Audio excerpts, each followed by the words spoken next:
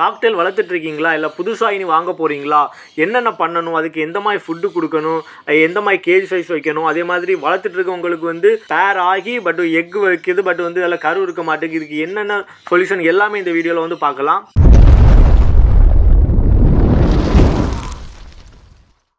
Hi guys, welcome back to our channel. நம்ம சேனலை இன்னும் சப்ஸ்கிரைப் பண்ணலைன்னா சப்ஸ்கிரைப் பண்ணிக்கோங்க.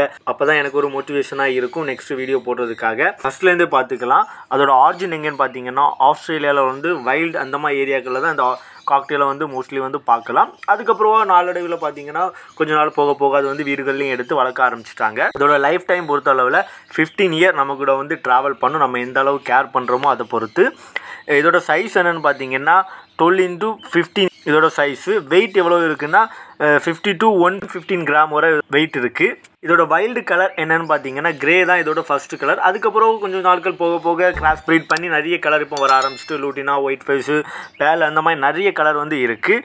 இது எந்த ஏஜுக்கு அப்புறமா ப்ரீட் ஆகும்னு பார்த்தீங்கன்னா 8 மந்த்துக்கு அப்புறமா அதை வந்து இது வந்து ப்ரீட் ஆக ஆரம்பிக்கும். நம்ம வந்து 8 மந்த்துக்கு அப்புறமா ப்ரீட் பண்ணாமல் ஒரு 1 இயருக்கு அப்புறமா ப்ரீட் பண்ண ஆரம்பிச்சோம்னா இதோட ஹெல்த் கண்டிஷன் ரொம்ப நல்லா இருக்கும். மேட்டிங் ஆகி 7 டேஸ்லேயே எக் வைக்க ஆரம்பிக்கும். எத்தனை எக் வைக்கும்னா 7லேருந்து 8 எக் வரை இது வந்து வைக்கும். இன்குபேஷன் டைமை பார்த்துக்கிட்டிங்கன்னா 19லேருந்து 20 டேஸ் வரை இது இன்குபேட் பண்ணும்.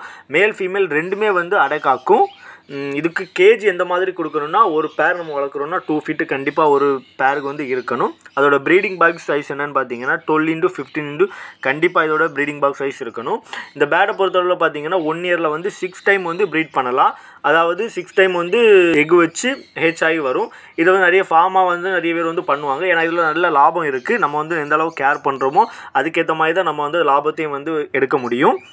ஃபுட்டு வந்து நிறைய பேருக்கு வந்து நிறைய டவுட் இருக்கும். ஃபுட்டு எந்த மாதிரி கொடுக்கலான்னு பார்த்தீங்கன்னா இதுக்கு வந்து ஃப்ரூட்ஸ் கொடுக்கலாம், வெஜிடபிள் கொடுக்கலாம், கீரை வகைகள் கொடுக்கலாம், மிக்ஸ்டு ஃபீடு கொடுக்கலாம். ஃப்ரூட்ஸில் என்னெல்லாம் கொடுக்கலாம்னா ஆப்பிள், பைனாப்பிள், கொய்யா, பொம்மி கிரானைட்டு, வெஜிடபிளில் குக்கும்பர், கேரட்டு, பீட்ரூட்டு இதெல்லாமே கொடுக்கலாம். மிக்ஸ்டு ஃபீடு கண்டிப்பாக இருக்கணும். அது போக என்ன கேஜிக்குள்ளே இருக்கணும்னு பார்த்தீங்கன்னா சன்ஃப்ளவர் ஃபீடு வந்து கண்டிப்பாக கேஜிக்குள்ளே இருக்கணும். கீரை வகைகள் பார்த்திங்கன்னா எல்லா கீரை வகைகளுமே நம்ம வந்து கொடுக்கலாம். முருங்கைக்காய் கொடுக்கலாம். இதெல்லாமே வந்து பார்த்திங்கன்னா ரெகுலராக நம்ம வந்து கொடுக்கணும். ஃப்ரூட்ஸ்லுமே பார்த்திங்கன்னா இப்போ மார்னிங் ஒன்ஸ் நம்ம வந்து ஃப்ரூட்ஸ் வச்சுட்டோம்னா ஒரு 1 hour 2 hours இல்லாத வந்து சாப்பிடும். ஓரளவு சாப்பிட்ரும். அப்படி சாப்பிட்டு முடிக்காமல் ஈவினிங் வரை வைக்க மாதிரி இருந்தீங்கன்னா அப்படி வைக்காதீங்க. ஏதாவது டிசீஸ்கள் வர வந்து வாய்ப்புகள் இருக்குது. ஒரு 1 hour வைங்க. அது அப்படி சாப்பிடலனாலுமே அதை வந்து ரிமூவ் பண்ணிடுங்க. என்ன ஒரு இதுனாலுமே அப்படி தான். ஒரு கீரை வைக்கிறீங்க இல்லை ஒரு வெஜிடபிள் வைக்கிறீங்க இந்த மாதிரி பண்ணுங்கள். அதே மாதிரி பார்த்திங்கன்னா ஸ்வீட் கார்ன் வந்து கண்டிப்பாக நம்ம கேஜுக்குள்ளே வந்து ஒன்று கண்டிப்பாக உள்ள வந்து போட்டு வைங்க. இதெல்லாமே பார்த்திங்கன்னா நம்ம வந்து ரெகுலராக இந்த ஃபுட் வந்து நம்ம பேடுக்கு வந்து கொடுக்கணும். அப்போ தான் நம்மக்கிட்ட வந்து நல்ல வந்து ஹெல்த்தியாகவும் இருக்கும், நல்ல ப்ரீடிங்கும் நல்ல ரிசல்ட் இருக்கும். அது போக கேஜில் என்ன இருக்கணும்னா ஒரு கேட்டில் ஃபிஷ்ஷோட போன் கண்டிப்பாக இருக்கணும். ஒரு மினரல் பிளாக் வந்து இருக்கணும். இது எதுக்காகன்னு பார்த்தீங்கன்னா இதோட கால்சியம் சத்தை வந்து அதிகப்படுத்துறதுக்காக இது வந்து கண்டிப்பாக நம்ம வந்து உள்ளே வைக்கணும். என்னோட கேஜ் எல்லாத்துலேயும் நீங்கள் பார்த்தீங்கன்னா ஒரு கேட்டில் ஃபிஷ் வந்து நான் கண்டிப்பாக உள்ளே வச்சுருப்பேன். வாட்டர் பார்த்தீங்கன்னா இப்போ மார்னிங் ஒன்ஸ் நம்ம வந்து வாட்டர் ஊற்றி வச்சிட்டோம்னா ஈவினிங் கண்டிப்பாக அந்த வாட்டர் எல்லாமே வந்து சேஞ்ச் பண்ணுங்கள். அப்படி சேஞ்ச் பண்ணலைன்னா நிறைய டிசீஸ்கள் வர வாய்ப்பு இருக்குது. என்னென்னு கேட்டிங்கன்னா இப்போ ஒரு பேடுக்கு வந்து லைட்டாக சிக்காக இருக்குன்னா அந்த ஒரே கேஜுக்குள்ளே இருந்துன்னா அந்த வாட்டரை வந்து கண்டிப்பாக இதுவும் குடிக்கும். இதோட மோஷன் அந்த வாட்டரில் உள்ளதுக்கு வந்து வாய்ப்பு இருக்குது. வேறு பேடு வந்து போய் குடிக்கும்போது அதோட டிசீஸ் வந்து இதுக்கு வரதுக்கு வந்து நிறைய வாய்ப்புகள் இருக்குது. வாட்டர் மூலமாக பார்த்தீங்கன்னா நிறைய டிசீஸ்கள் வந்து பரவிட்டு இருக்குது. அதனால் நீங்கள் வந்து மார்னிங் ஒன்ஸ் வந்து வாட்டர் வச்சிங்கன்னா ஈவினிங் வந்து கண்டிப்பாக சேஞ்ச் பண்ணிக்கோங்க. இப்போ ஓரளவு பார்த்தீங்கன்னா நம்ம வந்து இப்போ காக்டெயிலோட ஓன் இன்ஃபர்மேஷனை பற்றி நம்ம வந்து பார்த்துருப்போம். இப்போ புதுசாக ஒருத்தவங்க பேட் வளர்க்குறாங்கன்னா எந்த மாதிரி பேட் வந்து அவங்க வந்து வாங்கலாம்.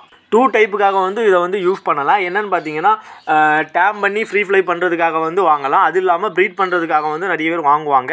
டேம் பண்ணுறதுக்காக எந்த மாதிரி பேட் வந்து செலக்ட் பண்ணலான்னு பார்த்தீங்கன்னா ஒரு பேராக வாங்காமல் ஒரு பீஸ் மட்டும் வாங்கணும். ஒரு பேராக வாங்கினோன்னா நம்ம வந்து டேம் பண்ணுறதுக்கு கொஞ்சம் ரிஸ்க்காக இருக்கும். ஏன்னா அதோட பேர் கூடயே வந்து டைம் ஸ்பெண்ட் பண்ணுறதுனால நம்மக்கிட்ட வந்து வரதுக்கு கொஞ்சம் அவாய்ட் பண்ணும். இப்போ ஒரு பீஸாக வாங்கினீங்கன்னா அது எப்படினாலும் நம்மக்கிட்ட வந்து ப்ளே பண்ணி தான் ஆகணும். அதனால் வந்து ஈஸியாக வந்து டேம் பண்ணலாம். ஃப்ரீ ஃப்ளை பண்ணுறதுக்குமே இது வந்து ஒர்த்தான ஒரு பேடுன்னு சொல்லலாம். நம்ம அவுட்டோரில் எடுத்துகிட்டு போய் ஃப்ரீ ஃப்ளைங்காக இதை வந்து ட்ரெயின் பண்ணலாம். இன்சைட்டில் நம்ம வந்து கம்ப்ளீட்டாக ட்ரைனிங்கை முடிச்சுட்டு அவுட்டோரில் எடுத்துகிட்டு போனோன்னா பேட் வந்து மிஸ்ஸே ஆகாது. நான் ஒரு வீடியோ வந்து அப்லோட் பண்ணியிருக்கேன். நீங்கள் எப்படி பண்ணணும்னு தெரியலைன்னு நினச்சிங்கன்னா கண்டிப்பாக அதை பார்த்து தெரிஞ்சுக்கோங்க.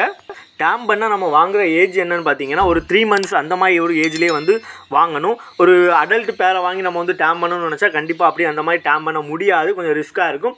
ஒன்ஸ் ஏதாவது ஒரு வீட்டில் டேம் பண்ணி வச்சுருந்தா நம்ம வாங்கிட்டு வந்தால் வேணால் நம்ம வந்து யூஸ் பண்ணிக்கலாம். பட் அதுவுமே பார்த்திங்கன்னா நம்மக்கிட்ட வந்து அந்தளவு ஒரு அட்டாச்மெண்ட்டு இருக்குமான்னு கேட்டிங்கன்னா அந்தளவு இருக்காது. நம்மளே வந்து ஒரு 3 months ஒரு ஏஜில் வந்து வாங்கி அதை வந்து டேம் பண்ண ஆரம்பித்து அதை நம்ம வந்து இது பண்ணோன்னா நம்மக்கிட்ட வந்து ரொம்ப அட்டாச்சபிளாக இருக்கும். நம்ம ஒன்ஸ் நம்ம வீட்டுக்குள்ளே வச்சு ஓப்பன் பண்ணி விட்டாலே அது நம்ம கூடயே தான் வந்து சுற்றிட்டு இருக்கும், வேறு எங்கேயுமே போகணும்னு ஆசைப்படாது.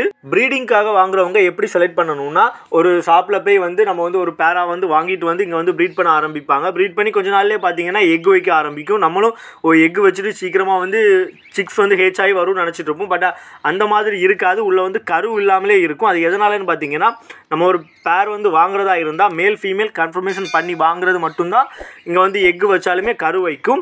கண்டிப்பாக டிஎன்ஏ போட்டு பார்த்து வாங்குறது வந்து ரொம்ப நல்லது. எதனாலன்னு பார்த்தீங்கன்னா இப்போ ஒரு பேர் நம்ம வாங்கிட்டு வரோம், அது வந்து ரெண்டுமே ஃபீமேலாக இருந்ததுன்னா ரெண்டுமே வந்து மேட்டிங் ஆகி கண்டிப்பாக எக்கு வைக்கும். ஆனால் அந்த பட் எக்கில் வந்து கரு இருக்காது. இதே இது மேலும் ஃபீமேலும் வாங்கிட்டு வந்தீங்கன்னா கண்டிப்பாக அதில் வந்து கரு இருக்கும். மேலும் ஃபீமேலும் எந்த மாதிரி வாங்கணும்னா ஃபீமேல் வந்து ஒரு 10 months இருக்குன்னா மேல் பார்த்தீங்கன்னா அதோட ஒரு 15 months அந்த மாதிரி ஒரு ஏஜில் தான் வாங்கணும். அப்படி நம்ம வாங்காமல் வந்தோம்னா அது வந்து மெச்சூர் இல்லாமல் பார்த்தீங்கன்னா நிறைய பேர் வந்து புதுசாக வாங்குறவங்க இந்த இதெல்லாமே வந்து ஃபேஸ் பண்ணியிருப்பீங்க. என்னென்னு பார்த்தீங்கன்னா கேஜ்லேயே நிறைய பேட் வந்து எக் எல்லாமே லே பண்ணி வச்சுருக்கும். நம்ம உள்ளே வந்து பாட்டோ ப்ரீடிங் பாக்ஸோ எது செட் பண்ணாலுமே உள்ளே வந்து போகும். பட் வந்து எக் லே பண்ணுறது பார்த்தீங்கன்னா அந்த கீழே கேஜில் தான் நீங்கள் நிறைய பேர் வந்து பார்த்துருப்பீங்க. இது என்ன பிரச்சனைன்னா ஒரே ஏஜில் உள்ள பேரை வந்து வாங்குறதுனால தான் இந்த பிரச்சனை வருது.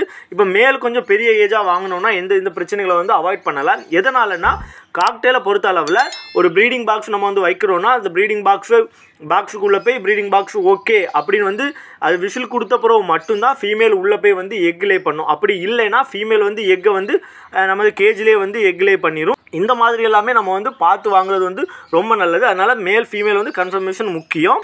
அதுவும் இல்லாமல் நம்ம வந்து ஒரு எக் லே பண்ணியிருக்கக்கூடிய வந்து ஒரு பேடை வந்து டிஸ்டர்ப் பண்ணலாமான்னு கேட்டிங்கன்னா நம்ம ரெகுலராக நம்ம என்னென்ன பண்ணுவோமோ அதெல்லாம் பண்ணோன்னா எந்த பிரச்சனையுமே கிடையாது.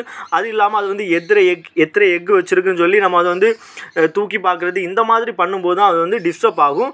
அதுவும் இல்லாமல் நான் நிறைய டைம் வந்து சொல்லியிருக்கேன், ஒரு எக்கில் இருந்தாலும் இல்லை சிக்ஸில் இருந்தாலும் நம்ம வந்து ப்ரீடிங் பாக்ஸ் ஒன்று ஓப்பன் பண்ணோன்னா லைட்டாக நாக் பண்ணிவிட்டு ஓப்பன் பண்ணோன்னா அது கொஞ்சம் அலர்ட் ஆன மாதிரி இருக்கும். இந்த மாதிரி தான் கண்டிப்பாக நம்ம வந்து ஓப்பன் பண்ணணும். அப்படி இல்லைன்னா அது வந்து பயத்திலேயே அந்த எக்கையோ சிக்ஸையோ வந்து கொஞ்சம் சமட்டி வந்து டெத் ஆகுறதுக்கு வந்து வாய்ப்பு இருக்குது. எதனாலனா எனக்கு இந்த மாதிரி நான் எல்லாமே வந்து ஃபேஸ் பண்ணியிருக்கேன்.